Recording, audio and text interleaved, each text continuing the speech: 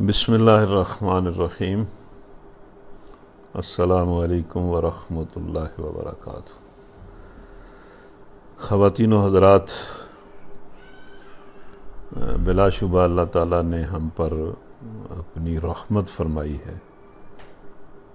کہ ہمیں زندگی میں رمضان نصیب کیا ہے اور پھر مزید ہم پر رحم کیا ہے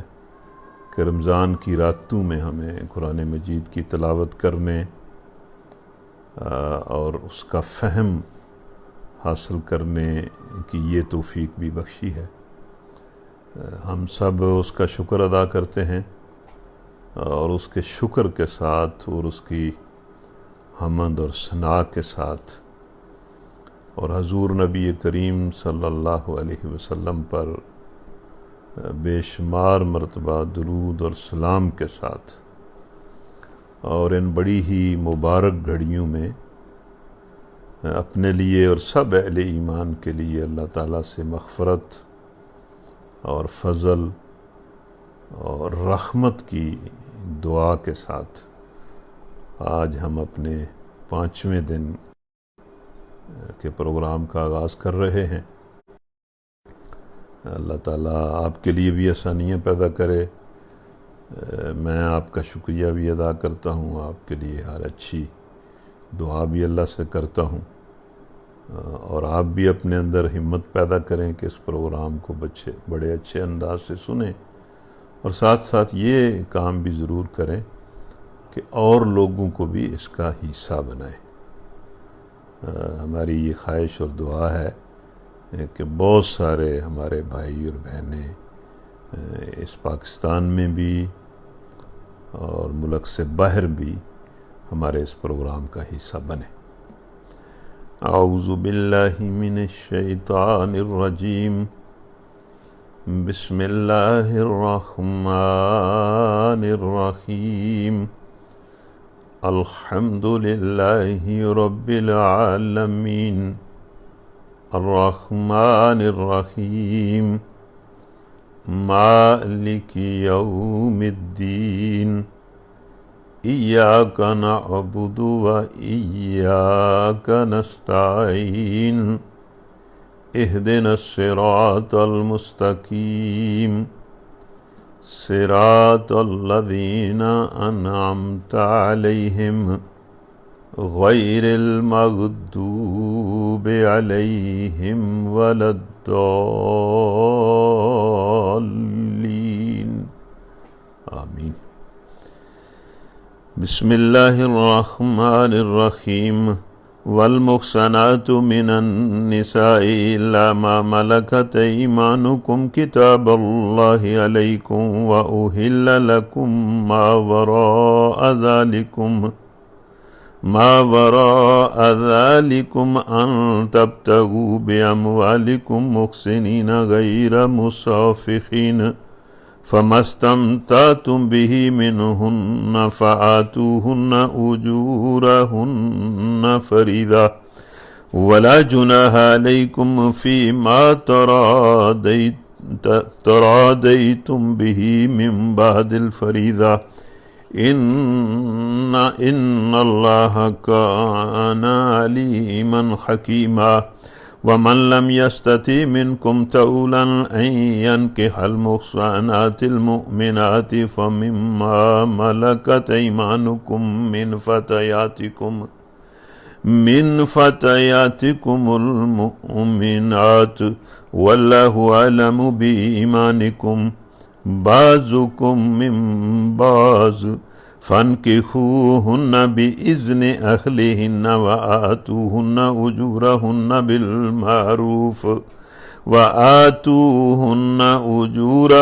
بالمعروف محصنات غیر مصافحات ولا متخذات اخدان، فَإِذَا أُحْصِنَّ فَإِنْ آتَيْنَ بِفَاحِشَةٍ فَعَلَيْهِنَّ نِصْفُ مَا عَلَى الْمُحْصَنَاتِ مِنَ الْعَذَابِ، ذَلِكَ لِمَنْ خَشِيَ الْعَنَتَ مِنْكُمْ، وَأَنْ تَصْبِرُوا خَيْرٌ لَكُمْ، واللہ غفور رحیم یرید اللہ لیبین لکم ویہدیکم سنن الذین من قبلکم ویتوب علیکم واللہ علیم حکیم واللہ یرید ان یتوب علیکم ویرید الذین یتبعون الشہوات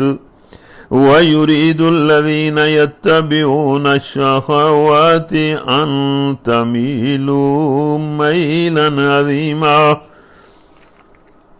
يريد الله أن يخفف عنكم وخلق الإنسان ضعيفا يا أيها الذين آمنوا لا تأكلوا أموالكم بينكم بالباطل إلا أن تكون تجارة عن تراض منكم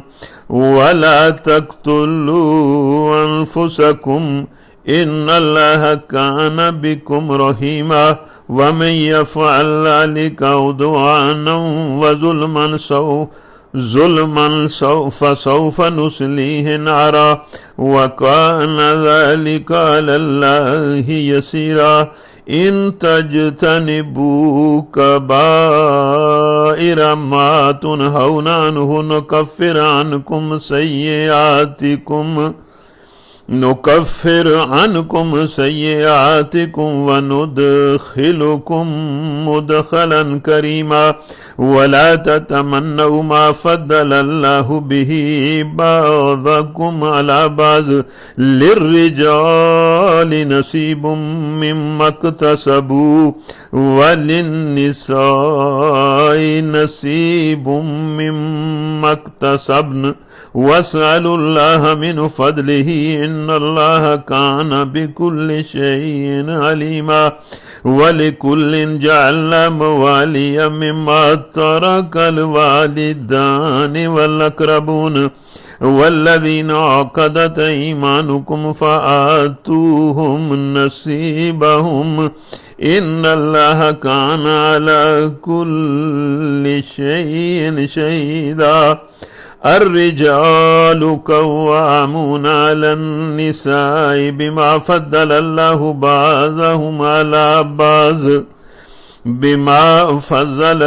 بعضهم على بعض وبما أنفقوا من أموالهم فالصالحات قانتات حافظات للغيب بما حفظ الله واللاتي تخافون نشوزهن فعظوهن واهجروهن في المضاجع واضربوهن فإن أطعنكم فلا تبغوا عليهن سبيلا إن الله كان عليا كبيرا وإن خفتم شقاق بينهما فبعثوا حكما من أهله وحكما من أهلها إن يريدا إصلاحا يوفق الله بينهما إن الله كان عليما خبيرا واعبدوا الله ولا تشركوا به شيئا وبالوالدين إحسانا وبذي القربى واليتامى والمساكين والجار ذي القربى والجار الجنوب والصاحب بالجنب وابن السبيل وما ملكت أيمانكم إن الله لا يحب من كان مختالا فخورا الذين يبخلون ويأمرون الناس بالبخل ويكتمون ما آتاهم الله من فضله وأعتدنا للكافرين عذابا مهينا والذين ينفقون أموالهم رئاء الناس ولا يؤمنون بالله ولا باليوم الآخر ومن يكن الشيطان له قرينا فساء قرينا وماذا عليهم لو آمنوا بالله واليوم الآخر وأنفقوا مما رزقهم الله وكان الله بهم عليما إن الله لا يظلم مثقال ذرة وإن تك حسنة يضاعفها ويؤتي من لدنه أجرا عظيما فكيف إذا جئنا من كل أمة بشهيد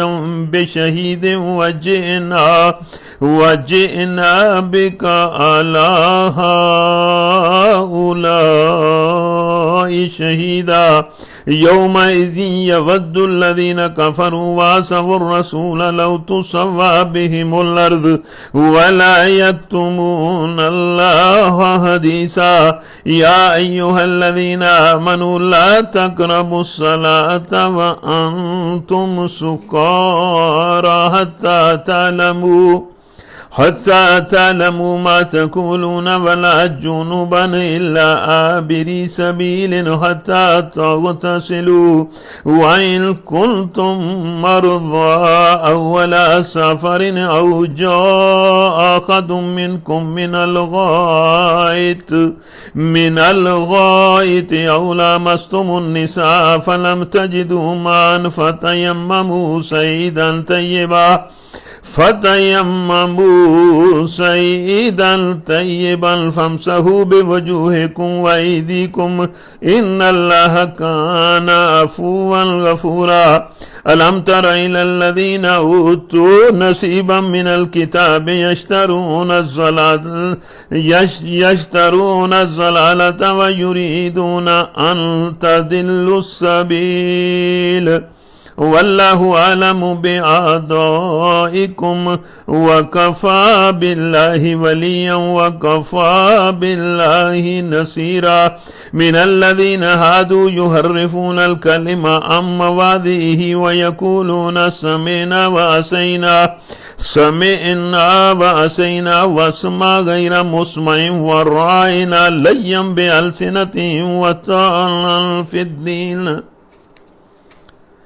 ولو أنهم قالوا سمعنا وأطعنا واسمع وانظرنا لكان خيرا لهم وأقوم ولكن لعنهم الله بكفرهم فلا يؤمنون إلا قليلا يا أيها الذين أوتوا الكتاب آمنوا بما نزلنا مصدقا لما معكم من قبل أن نطمس وجوها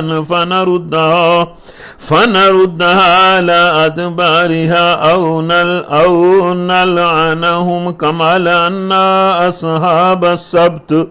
وكان أمر الله مفعولا إن الله لا يغفر أن يشرك به ويغفر ما دون ذلك لمن يشاء ومن يشرك بالله فقد افترى إثما عظيما ألم تر إلى الذين يزكون أنفسهم بل الله يزكي من يشاء ولا يظلمون فتيلا انظر كيف يفترون على الله الكذب وكفى به إثما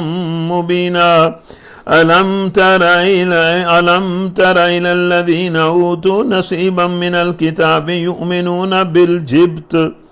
يؤمنون بالجبت والطاغوت ويقولون للذين كفروا هؤلاء أهدى من الذين آمنوا سبيلا أولئك الذين لعنهم الله ومن يلعن الله فلن تجد له نصيرا أم لهم نصيب من الملك فإذا لا يؤتون الناس نكيرا أم يقصدون الناس على ما آتاهم الله من فضله فقد آتينا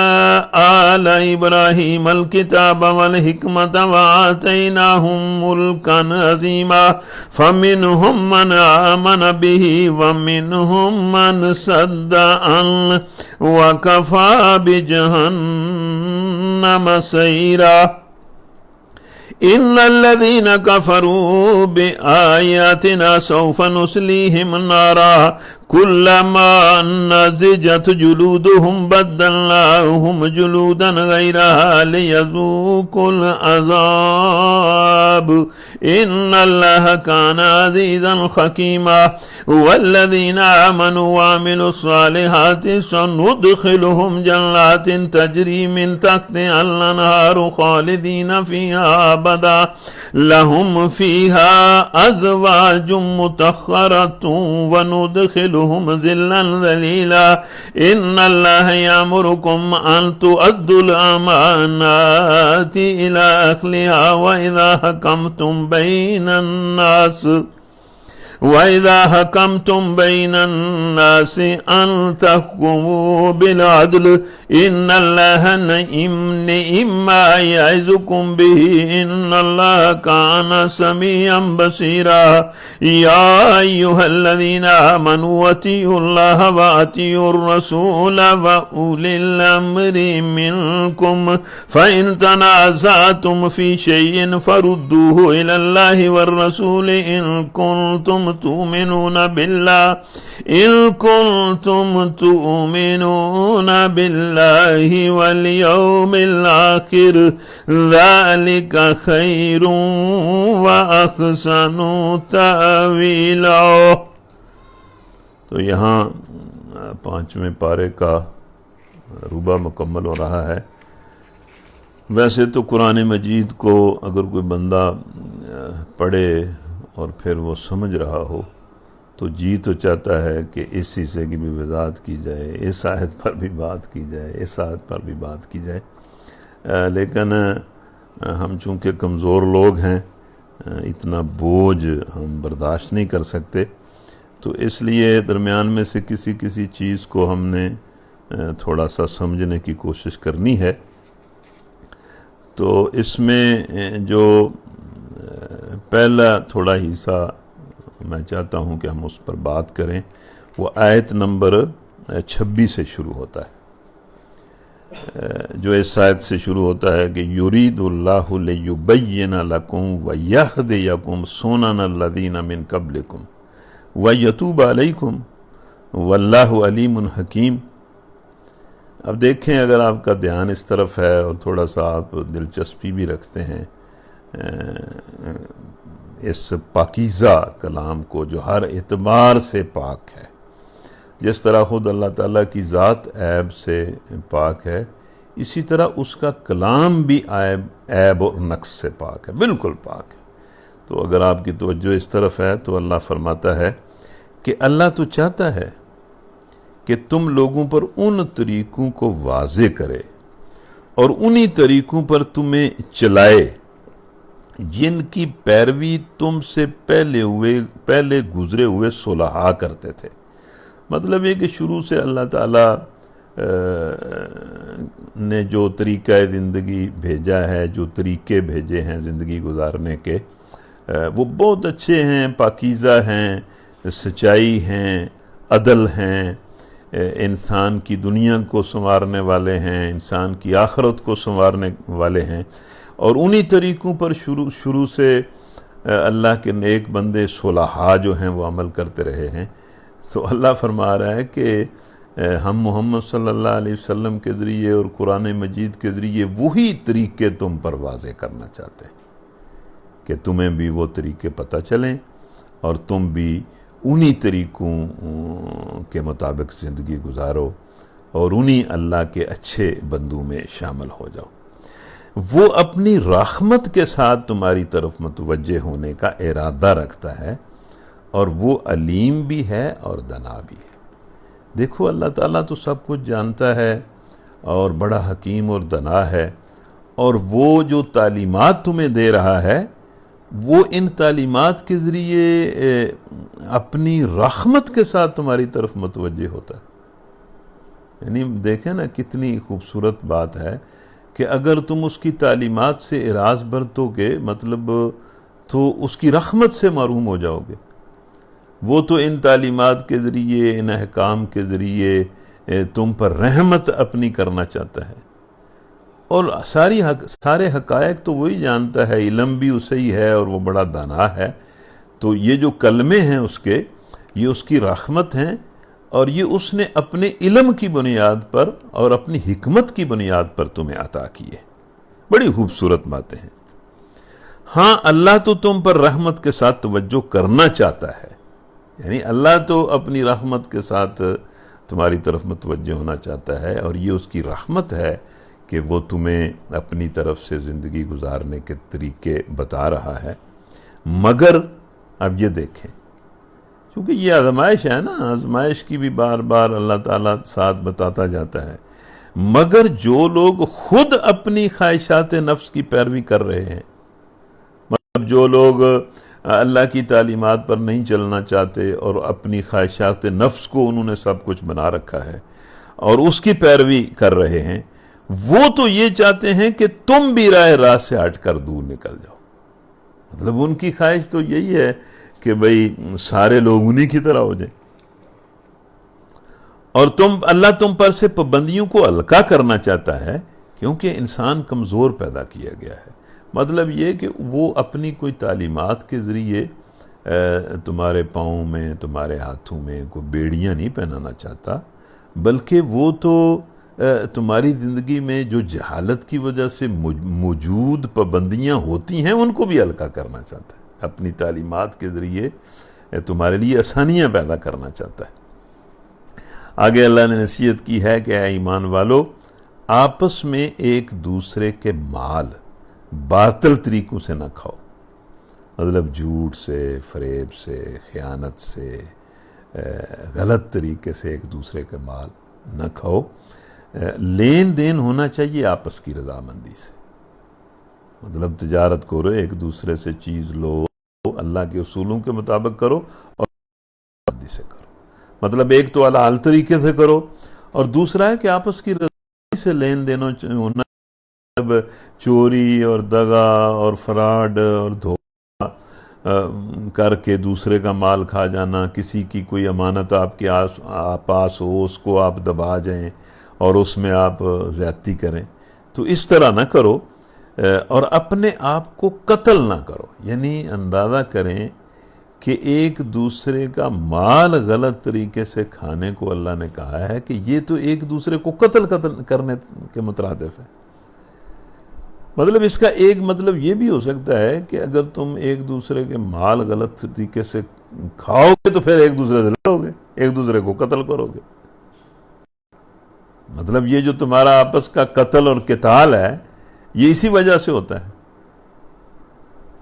اور اس کا مطلب یہ بھی ہو سکتا ہے کہ یہ جو ایک دوسرے کا مال غلط طریقے سے کھانا ہے یہ اپنے آپ کو ہلاکت میں مبتلا کرنے کے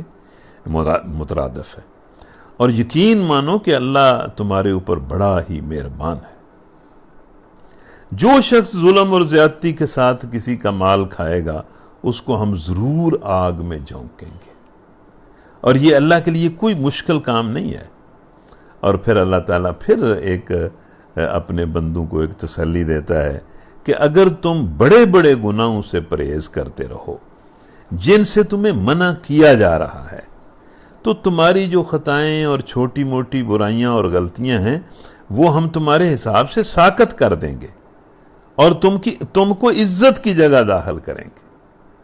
مطلب بڑے بڑے گناہوں سے بچو تو یہ جو تمہاری پھر بشری کمزوریاں ہیں ان کا حساب ہم تم سے نہیں لیں گے، تمہارے حساب سے ساقط کر دیں گے.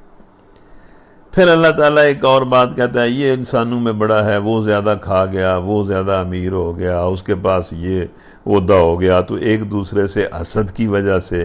لوگ جو ہیں وہ بہت خرابیاں کرتے ہیں. تو اللہ کہتا ہے کہ جو کچھ اللہ نے تم میں سے کسی کو دوسرے کے مقابلے میں زیادہ دیا ہے تو اس کی تمنا نہ کرو. جو کچھ مردوں نے کمایا ہے اس کے مطابق ان کا حصہ ہے، اور جو کچھ عورتوں نے کمایا ہے اس کے مطابق ان کا حصہ ہے۔ اگر آپ بات سمجھ رہے ہیں تو اللہ کہہ رہا ہے کہ یہ دنیاوی اموال اور حیثیتیں، خاندانی حیثیتیں اور مقام اور مرتبے جو ایک دوسرے سے میں نے تمہیں زیادہ دیے ہیں، ان کی تمنا نہ کیا کرو، نیکی کی طرف، نیکی کی فکر کرو۔ اصل کمائی تمہاری نیکی ہے۔ یہ جو مطلب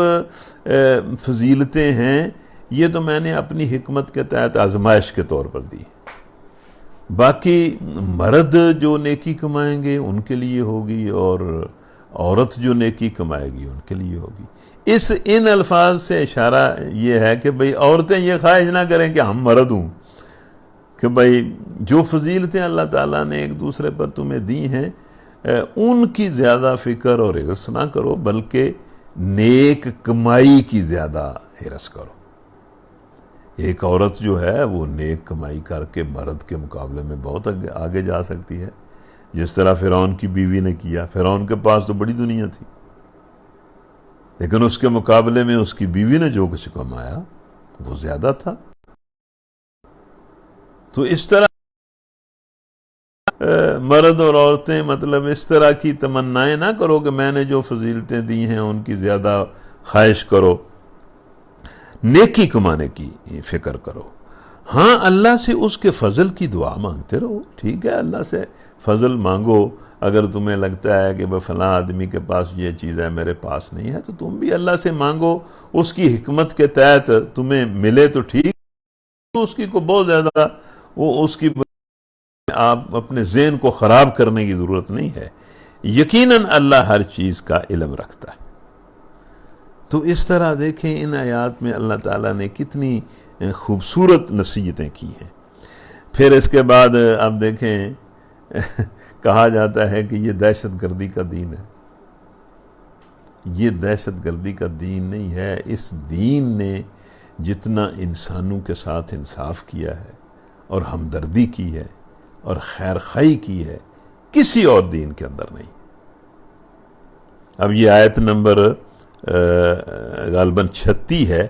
اس کو دیکھو کہ ایک آیت کے اندر اللہ تعالیٰ نے پورے دین کی تعلیمات کو سمیٹ دیا ہے۔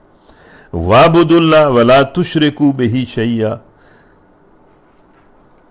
یعنی اللہ فرماتا ہے کہ اللہ کی بندگی کرو۔ یعنی دین کیا ہے؟ اللہ کی بندگی کا نام ہے۔ اور اللہ کی بندگی کیا ہے؟ کہ زندگی کے ہر معاملے میں اس نے جو حکم دیا ہے اس کے مطابق عمل کرو۔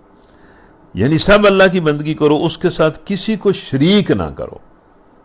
اس کی ذات میں، اس کی صفات میں، اس کے مطلب حقوق میں، اور اس کی بندگی اور اطاعت میں کسی دوسرے کو اس کا مد مقابل نہ بناؤ۔ ماں باپ کے ساتھ نیک سلوک کرو، قرابت داروں، یتیموں، مسکینوں کے ساتھ اچھا سلوک کرو، پڑوسی رشتہ دار کے ساتھ، اجنبی پڑوسی سے، پہلو کا ساتھی جو عارضی ساتھی ہے، مطلب بس میں اکٹھے کو بیٹھے ہوئے ہو، تمہارے ساتھ کو بیٹھا ہوا ہے، یا تھوڑا سا سفر ہے اور تمہارا عارضی ساتھی ہے، اور مسافر سے، اور اپنے لونڈی غلاموں سے جو تمہارے قبضہ میں ہیں، ان سب کے ساتھ احسان کرو۔ یہ دہشت گردی کا دین ہے۔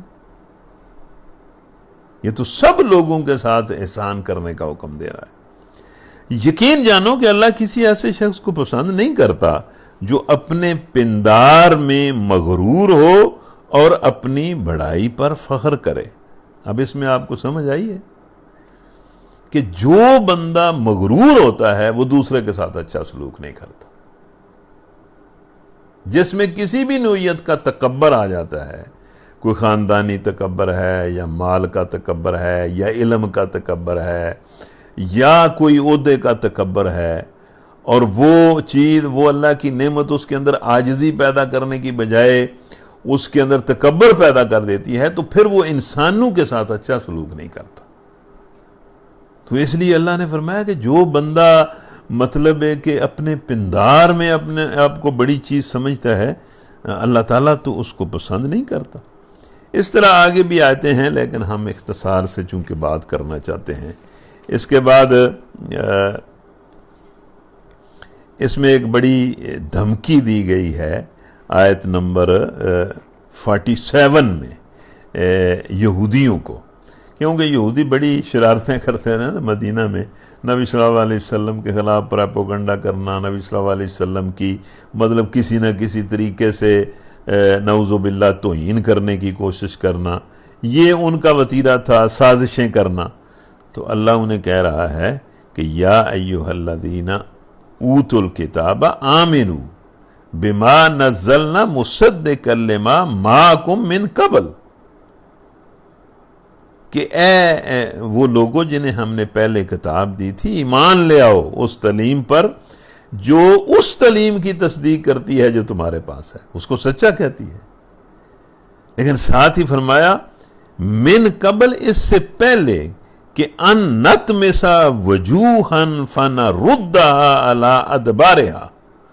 او نلعنہم کما لعنا اصحاب السبت وکان امر اللہ مفعولا۔ یہ سنیں ذرا یہودیوں کو اللہ تعالیٰ نے کس طرح تنبیہ بھی کی ہے، یعنی دعوت بھی دی ہے ایمان کی، اور ساتھ انہیں تنبیہ بھی کی ہے کہ اے لوگوں جنہیں کتاب دی گئی تھی، مان لو اس کتاب کو جو ہم نے اب نازل کی ہے، اور جو اس کتاب کی تصدیق کو تائید کرتی ہے جو تمہارے پاس پہلے سے موجود تھی، اس پر ایمان لے آؤ قبل اس کے کہ ہم چہرے بگاڑ کر تمہارے پیچھے پھیر دیں۔ اے جنوں پنجابی چاہتے نا کہ مطلب ہے کہ تو گل من جا، تو ٹھیک ہو جا، نہیں تے میں تینوں مار مار کے تے تیرا منہ دوجے پاسے لا دیاں گا۔ یہ بالکل یہی بات اللہ نے یہاں کی کہ ایمان لے آؤ اور یہ شرارتیں چھوڑ دو۔ اور یہ جو کتاب ہے قرآن مجید، یہ تو تمہارے پاس جو کتاب ہے اس کو بھی سچا کہتی ہے، اور یہ جو محمد صلی اللہ علیہ وسلم ہیں یہ تو موسیٰ علیہ السلام کو بھی سچا کہتے ہیں، عیسیٰ علیہ السلام کو بھی سچا کہتے ہیں۔ تو تم خواہ مہا مطلب ہے کہ ایک ضد پر اڑ گئے ہو، مطلب ایمان لے آؤ ورنہ اللہ تو تمہارے چہرے بگاڑ دے گا۔ اور اس سے پہلے تم اپنی تاریخ کو جانتے نہیں ہو کہ ایک موقع پر ہم نے مطلب تمہاری نافرمانی اور تمہاری ہٹ درمی کی وجہ سے تمہیں بندر اور سور بنا دیا تھا، تو اس سے بچ جاؤ۔ تو یہ اللہ تعالیٰ مطلب سخت لہجے میں ان کو سمجھاتا ہے۔ اس کے بعد پھر یہ آیتیں جو بڑی معروف ہیں، پڑھی تو بڑھی جاتی ہیں لیکن ان کا کوئی لحاظ نہیں کیا جاتا۔ کچھ لوگ ہمارے ہاں ان آیتوں پر بڑا زور دیتے ہیں اور وہ ٹھیک دیتے ہیں، اور اگر آپ میری بات سن رہے ہیں تو یہ جو مسلمانوں کے معاشروں کے اجتماعی معاملات ہیں ان کو سنوارنے کا تو یہی طریقہ ہے، یعنی جو اجتماعی زندگی ہے ہماری، زندگی تو اجتماعی ہی ہوتی ہے، انفرادی معاملات تو بہت تھوڑے ہوتے ہیں۔ تو اجتماعی زندگی کو سنوارنے کے لیے اللہ کہتا ہے، یہ آیت نمبر 58 کو دیکھیں کہ ان اللہ یامرکم ان تؤدوا الامانات الی اہلھا، کہ بھئی یہ جو اجتماعی ذمہ داریاں تمہاری ہیں نا، یہ ان لوگوں کو دو جو ان ذمہ داریوں کو پورا کرنے کی اہلیت رکھتے ہیں۔ اہلیت کا مطلب کیا ہے؟ اہلیت میں پہلی چیز ایمان اور تقوی ہے، اور دوسرا پھر وہ جو کام آپ ذمہ لگا رہے ہیں اس کا جو پروفیشنل علم اور صلاحیت ہے۔ تو جو اہل لوگ ہیں جن کے پاس ایمان ہے، تقوی ہے، دیانتدار ہیں، اور پھر علمی اعتبار سے اہلیت رکھتے ہیں، ان کو ذمہ داریاں دو۔ بد اخلاق لوگوں کو، کم ظرف لوگوں کو، خائن لوگوں کو اگر تم اجتماعی ذمہ داریاں دو گے تو تمہاری زندگی کی حالت کیا ہو جائے گی؟ تو کس طرح اللہ تعالیٰ جو ہے وہ ٹھیک بات فرماتا ہے۔ ایک یہ نصیحت، اب دوسری نصیحت دیکھیں، وَإِذَا حَكَمْتُمْ بَيْنَ النَّاسِ أَن تَحْكُمُوا بِالْعَدْلِ، یعنی ایک تو ذمہ داریاں ٹھیک لوگوں کو دو، اہل لوگوں کو دو، اور پھر اپنے معاشرے میں عدل کو قائم کرو۔ عدل جو ہے یہ کسی معاشرے کو سنوارنے کے لیے بہت ضروری چیز ہے۔ عدل ہوگا تو امن ہوگا۔ ان اللہ نعم یعظکم بہ، دیکھو اللہ تمہیں بہت اچھی نصیحت کرتا ہے۔ ان اللہ کان سمیعا بصیرا، اور وہ تمہاری باتیں سنتا بھی ہے اور تمہارے اعمال کو دیکھتا بھی ہے۔ اے ایمان والو جو حکم تمہیں اللہ دے رہا ہے اس کی اطاعت کرو اور اس کے رسول کی اطاعت کرو، اور اللہ اور اس کے رسول کی اطاعت کے تحت اور اللہ اور اس کے رسول کے حکم کے مطابق جن اہل لوگوں کو تم اپنا اول الامر بناؤ پھر ان کی بھی اطاعت کرو، پھر ان کی بھی اطاعت کرو۔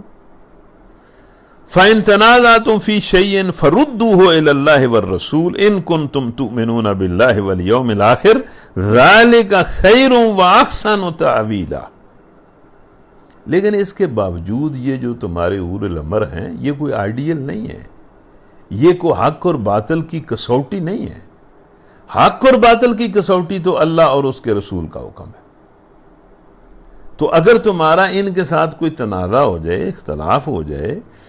تو اس اختلاف کو اللہ اور اس کے رسول کے حکم کے پاس لے جاؤ۔ یعنی اس کا مطلب یہ ہے کہ اسلامی معاشرے کے اندر کوئی ایسی اتھارٹی ہونی چاہیے جو قرآن اور سنت کے مطابق لوگوں کے اختلافات کے فیصلے کرے، اور سب لوگ اس اتھارٹی کے سامنے جواب دیں۔ وقت کے خلیفہ کو بھی آنا پڑے تو آئے۔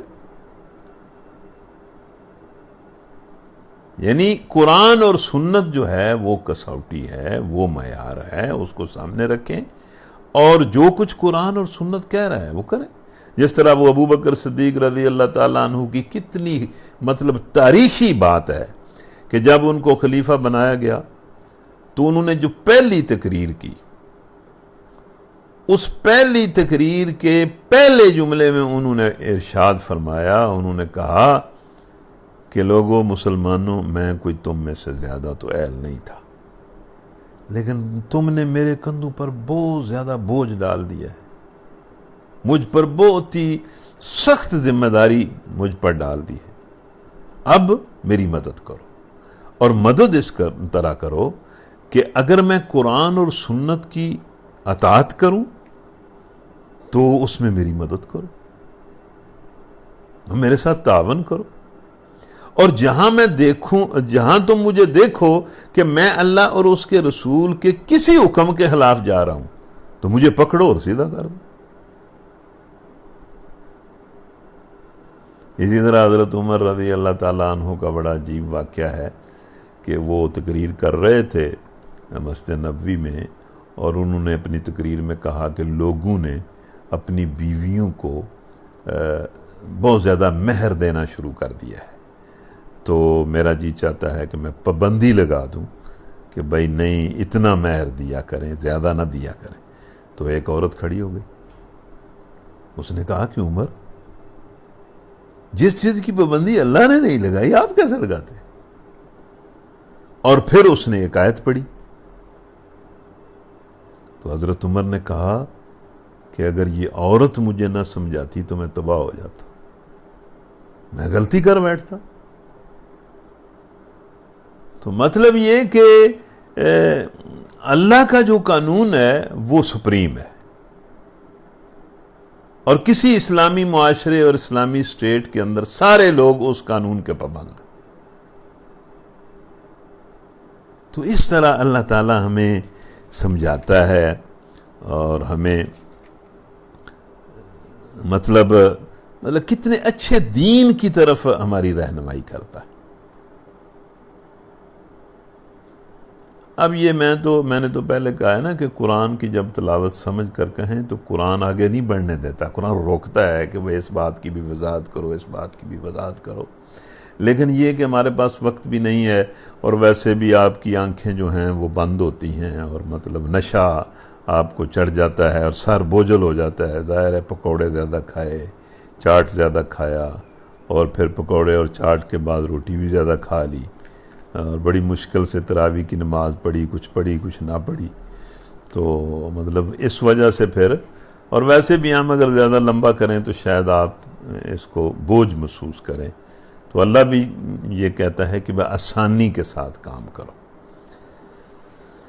ألم تر إلى الذين يزعمون أنهم آمنوا بما أنزل إليك وما أنزل من قبلك يريدون أن يتحاكموا إلى الطاغوت وقد أمروا أن يكفروا به ويريد الشيطان أن يضلهم ضلالا بعيدا وإذا قيل لهم تعالوا إلى ما أنزل الله وإلى الرسول رأيت المنافقين يصدون عنك صدودا فكيف إذا أصابتهم مصيبة بما قدمت أيديهم ثم جاءوك يخلفون بالله إن أردنا إلا إحسانا وتوفيقا أولئك الذين يعلم الله ما في قلوبهم فأعرض عنهم وعظهم وقل لهم في أنفسهم قولا بليغا وما أرسلنا من رسول إلا ليطاع بإذن الله ولو أنهم إذ ظلموا أنفسهم جاءوك فاستغفروا الله واستغفر لهم الرسول لوجدوا الله توابا رحيما فلا وربك لا يؤمنون حتى يحكموك فيما شجر بينهم ثم لا يجدوا في أنفسهم حرجا مما قضيت ويسلموا تسليما ولو أنا كتبنا عليهم أن اقتلوا أنفسكم أو اخرجوا من دياركم ما فعلوا إلا قليل منهم ولو أنهم فعلوا ما يوعظون به لكان خيرا لهم وأشد تثبيتا وإذا لآتيناهم من لدنا أجرا عظيما ولهديناهم صراطا مستقيما ومن يطع الله والرسول فأولئك مع الذين أنعم الله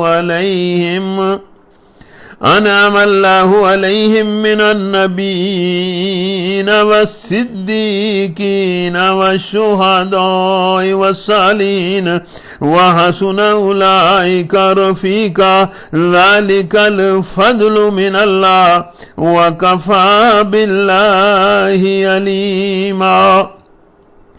اچھا جی، اس میں ایک تو مطلب اصولی بات عنایتوں میں یہ اللہ نے فرمائی ہے کہ جو مسلمان اپنے مقدمات اور تنازعات میں اللہ کے رسول کو فیصل تسلیم نہیں کرتے اور ان کے فیصلے سے کتراتے ہیں، وہ منافق ہیں، کیونکہ اللہ تبارک و تعالیٰ نے نبی صلی اللہ علیہ وسلم کو فیصلہ کن حیثیت دی ہے اور یہ فرمایا ہے کہ تم اس وقت تک مومن نہیں ہو سکتے جب تک کہ اپنے باہمی اختلافات میں یہ تم کو فیصلہ کرنے والا نہ مان لے آئے اللہ کے رسول، پھر جو تم فیصلہ کر دو اس پر اپنے دلوں میں بھی کوئی تنگی محسوس نہ کریں بلکہ سر تسلیم خم کر دیں۔ مطلب یہ کہ جو بندہ نبی صلی اللہ علیہ وسلم کے فیصلے کو تسلیم نہیں کرتا وہ مومن نہیں ہے، وہ منافق ہے، اور ہم تو بحیثیت مجموعی ان کے فیصلے کو تسلیم نہیں کرتے، یعنی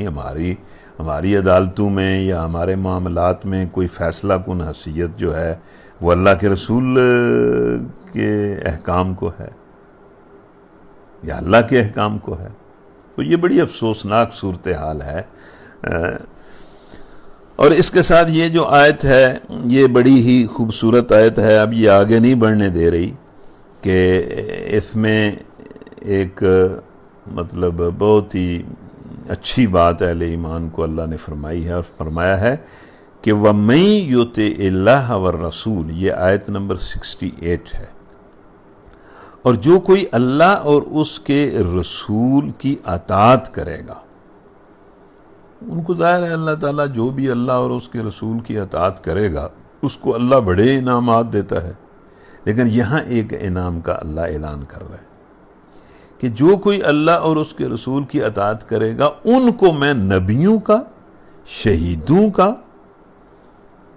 صدیقوں کا، شہیدوں کا اور صلحاء کا ساتھی بنا دوں گا۔ وَحَسُنَ أُولَئِكَ رَفِيقًا، اور یہ کتنے اچھے ساتھی ہیں۔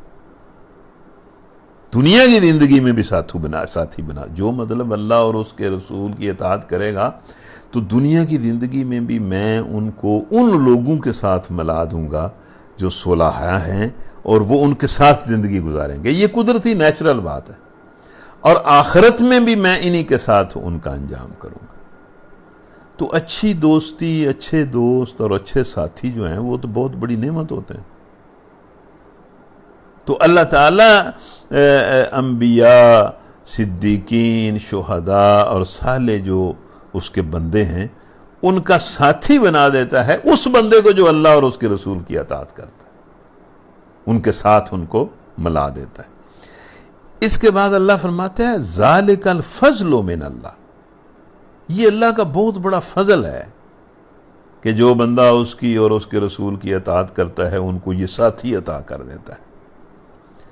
وَكَفَى بِاللَّهِ عَلِيمًا، اب پتہ نہیں آپ جاگ رہے ہیں یا سو رہے ہیں، یہ لفظ تو آپ اگر ان کا مفہوم سمجھیں نا تو آپ مطلب ہے کہ اش کر اٹھیں کہ اللہ کیا کہہ رہا ہے۔ یہ جو لفظ ہیں وَكَفَى بِاللَّهِ عَلِيمًا،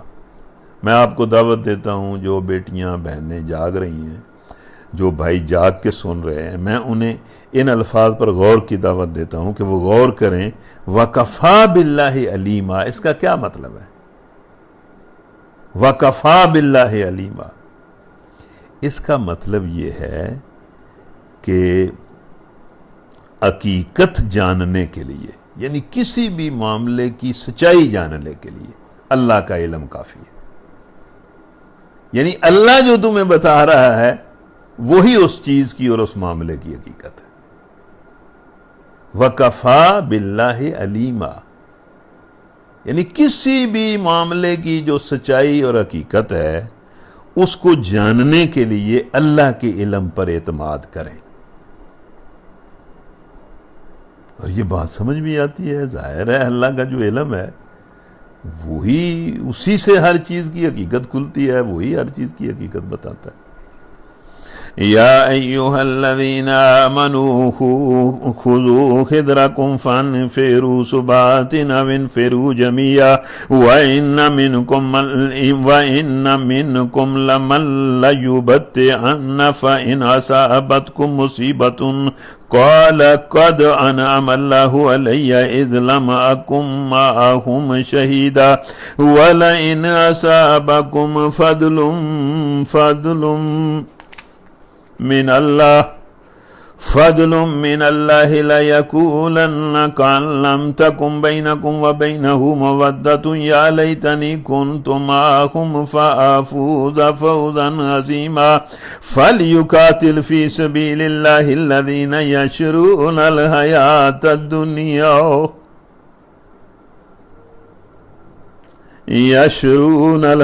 الدنیا بالآخرہ ومن یقاتل فی سبیل اللہ فیقتل او یغلب فسوف نؤتیہ اجرا عظیما۔ بس ان لوگوں کو اللہ کی راہ میں لڑنا چاہیے جو آخرت کے بدلے اس دنیا کی زندگی کو بیچ چکے ہیں۔ مطلب مومن کی یہ شان ہے کہ وہ آخرت کے بدلے اس دنیا کی زندگی کو بیچ دیتا ہے، اور ایسا مومن جو ہے، مومن ہوتا ہی وہ ہے، اس کو اللہ کی راہ میں لڑنا چاہیے۔ اور جو کوئی اللہ کی راہ میں لڑے گا وہ قتل ہو جائے گا یا غالب آ جائے گا، دونوں صورتوں میں اللہ کے پاس اس کا اجر بالکل وہ موجود ہے۔ اور اس کے بعد اللہ کہتا ہے کہ جو تمہارے مظلوم مسلمان بھائی ہیں ان کے لیے لڑو، ان کی مدد کرو، ان کو ظالموں سے نجات دلاؤ، ان کے معاملے میں کمزوری نہ دکھاؤ۔ یہ دنیا کے جس کونے میں بھی کوئی مظلوم مسلمان ہے، ان کی بات اللہ تعالیٰ پوری امت سے کرتا ہے، امت کے حکمرانوں سے کرتا ہے۔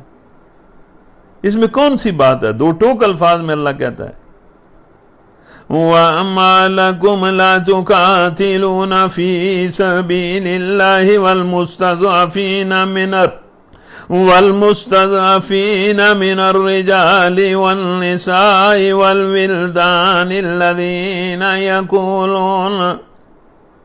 يقولون ربنا اخرجنا من هذه القرية الظالم أهلها واجعل لنا من لدنك وليا واجعل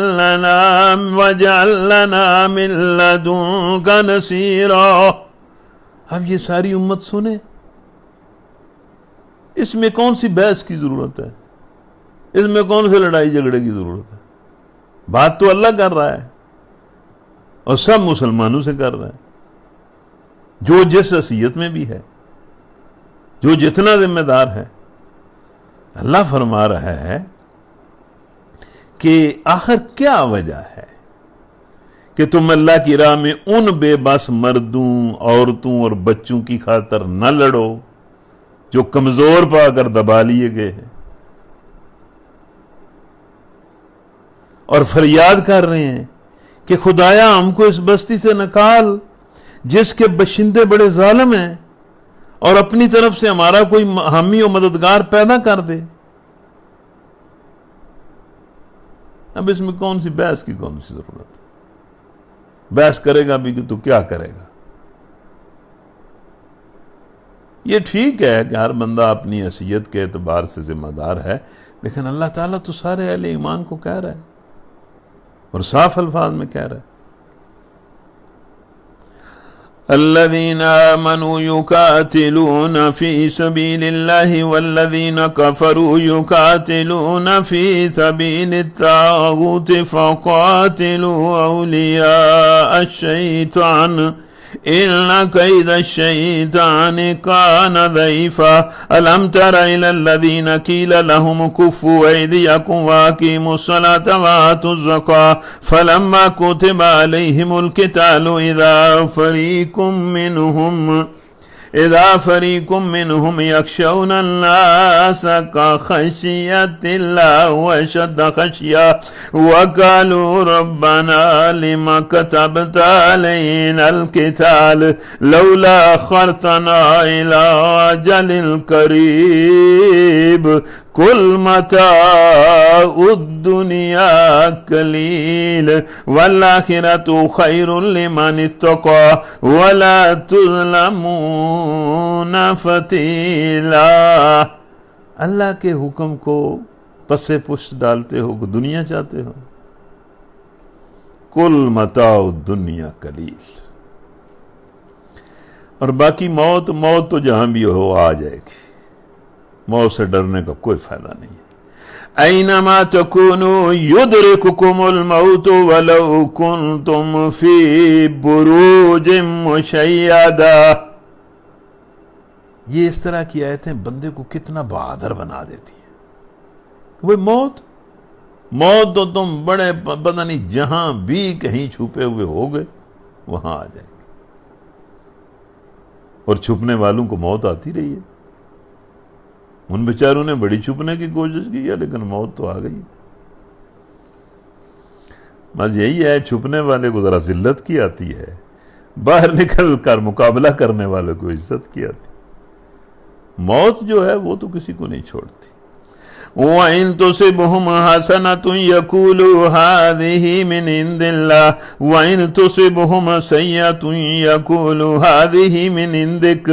قُلْ كُلٌّ مِّنْ عِنْدِ اللَّهِ فَمَا لِهَٰؤُلَاءِ الْقَوْمِ لَا يَكَادُونَ يَفْقَهُونَ حَدِيثًا مَا أَصَابَكَ مِنْ حَسَنَةٍ فَمِنَ اللَّهِ وَمَا أَصَابَكَ مِنْ سَيِّئَةٍ فَمِنْ نَفْسِكَ وارسلناک للناس رسولا وکفی باللہ شہیدا من یطع الرسول فقد اطاع اللہ ومن تولی فما ارسلناک علیہم حفیظا